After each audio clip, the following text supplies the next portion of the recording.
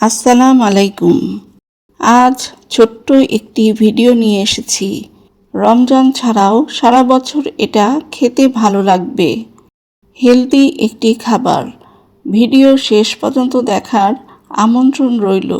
ছোলার এই রেসিপির জন্য 1 কাপ ছোলা সারা রাত ভিজিয়ে ভালো করে ধুয়ে 2 কাপ পানি দিয়ে সেদ্ধ হতে দিব। হাফ চামচ লবণ দিয়ে মিশিয়ে নিব। এবার একটি আলু কিউব করে কেটে ছোলার সাথে সেদ্ধ করে নিব। 20 মিনিট পর আলু ও ছোলাগুলো সেদ্ধ হয়ে গেছে। এখন ছোলার সঙ্গে অর্ধেকটা শসা কুচি, অর্ধেকটা টমেটো কুচি, 2টি কাঁচামরিচ কুচি, 1 চামচ ধনেপাতা কুচি দিলাম। অর্ধেক লেবুর রস দিয়ে দিলাম। পুষ্টিকর এই খাবারটি রমজান ছাড়াও সারা বছর খেতে পারেন। হাফ চামচ গোলমরিচ দিলাম। হাফ চামচ বিট লবণ দিলাম। সব উপকরণ বড় জায়গায় ঢেলে নিয়েছি।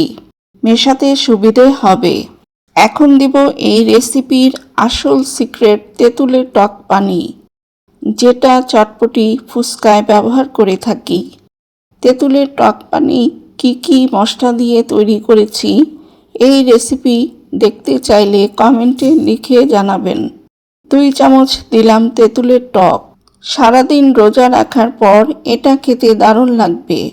একবার বাড়িতে ট্রাই করে দেখবেন। ধন্যবাদ।